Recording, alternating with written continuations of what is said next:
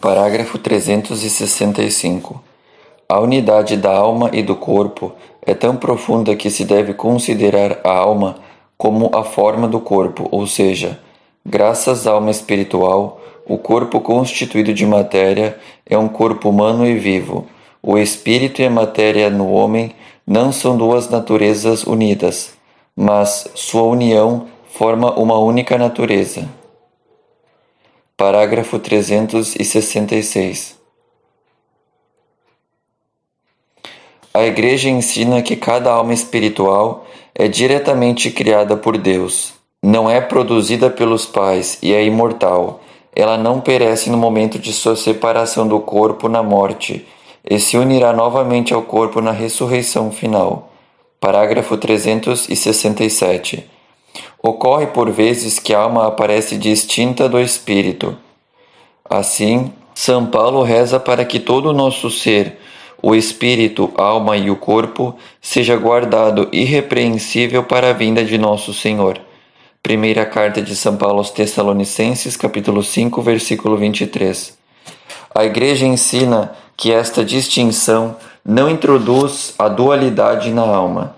Espírito significa que o homem está ordenado desde a sua criação para seu fim sobrenatural e que sua alma é capaz de ser elevada gratuitamente à comunhão com Deus. Parágrafo 368. A tradição espiritual da Igreja insiste também no coração, no sentido bíblico de profundidade do ser, nas entranhas. Jeremias capítulo 31, versículo 33, onde a pessoa se decide ou não por Deus. 3. Homem e mulher os criou. Igualdade e diferença queridas por Deus. Parágrafo 369. O homem e a mulher são criados, isto é, são queridos por Deus, por um lado, em perfeita igualdade como pessoas humanas e, por outro, em seu respectivo ser de homem e de mulher. Ser homem, ser mulher, é uma realidade boa e querida por Deus. O homem e a mulher têm uma dignidade insuperável que lhes vem diretamente de Deus, seu Criador. O homem e a mulher são criados em idêntica dignidade à imagem de Deus. Em seu ser homem e em seu ser mulher, refletem a sabedoria e a bondade do Criador. Parágrafo 370. Deus não é de modo algum a imagem do homem.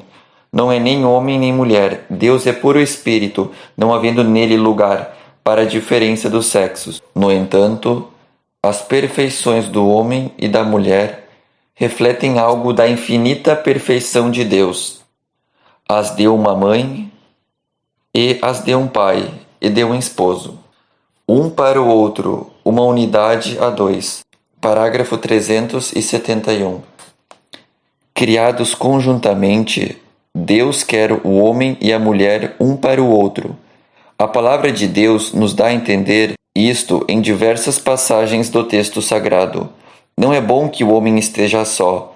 Vou fazer-lhe uma auxiliar que lhe corresponda. Gênesis capítulo 2, versículo 18. Nenhum dos animais pode ser face a face do varão. A mulher que Deus modela da costela tirada do varão e que leva a ele provoca da parte do homem um grito de admiração, uma exclamação de amor e de comunhão. É osso dos meus ossos e carne de minha carne. Gênesis capítulo 2, versículo 23. O homem descobre a mulher como um outro eu da mesma humanidade.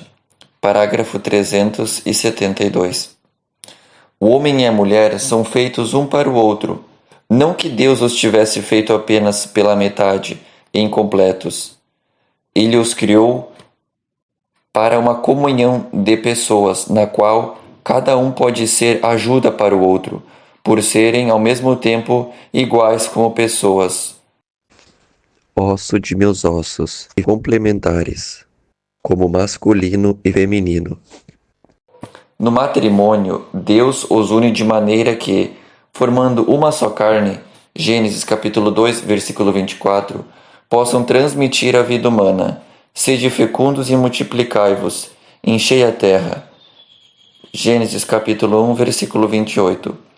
Ao transmitir a seus descendentes a vida humana, o homem e a mulher, como esposos e pais, cooperam de forma única na obra do Criador.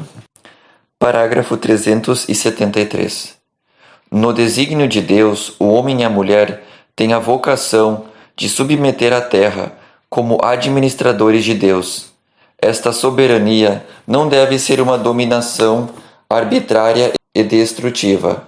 A imagem do Criador, que ama tudo o que existe, conferir Sabedoria capítulo 11, versículo 24, o homem e a mulher são chamados a participar da providência divina em relação às demais criaturas. Daí a responsabilidade deles para com o mundo que Deus lhes confiou. 4. O homem no paraíso. Parágrafo 374. O primeiro homem não só foi criado bom, mas também foi constituído em tal amizade com seu Criador, em tal harmonia consigo mesmo e com a criação, que só serão superadas pela glória da nova criação em Cristo. Parágrafo 375. Interpretando de maneira autêntica o simbolismo da linguagem bíblica à luz do Novo Testamento e da tradição, a Igreja ensina que nossos primeiros pais, Adão e Eva, foram constituídos em um estado de santidade e de justiça original. Esta graça da santidade original era a participação na vida divina. Parágrafo 376. Pela irradiação desta graça, todas as dimensões da vida do homem eram fortalecidas. Enquanto permanecesse na intimidade divina, o homem não devia nem morrer, nem sofrer. A harmonia interior da pessoa humana, a harmonia entre o homem e a mulher, a harmonia entre o primeiro casal e toda a criação, constituíam um estado denominado justiça original. Parágrafo 377. O domínio do mundo que Deus, desde o início, havia outorgado ao homem, realizava-se, antes de tudo, no próprio homem, como domínio de si mesmo. O homem estava intacto e ordenado em todo o seu ser, porque livre da tríplice concupiscência que o submete aos prazeres dos sentidos, à cobiça dos bens terrestres e à própria afirmação contra os imperativos da razão. Parágrafo 378. O sinal da familiaridade com Deus é o fato de Deus colocar o homem no jardim. Lá ele vive, para cultivar e guardar. Gênesis capítulo 2, versículo 15.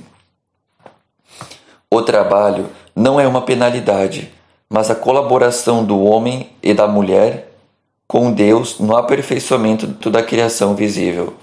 Parágrafo 379. Toda esta harmonia da justiça original, prevista para o homem pelo desígnio de Deus, será perdida pelo pecado de nossos primeiros pais. Resumindo, parágrafo 380.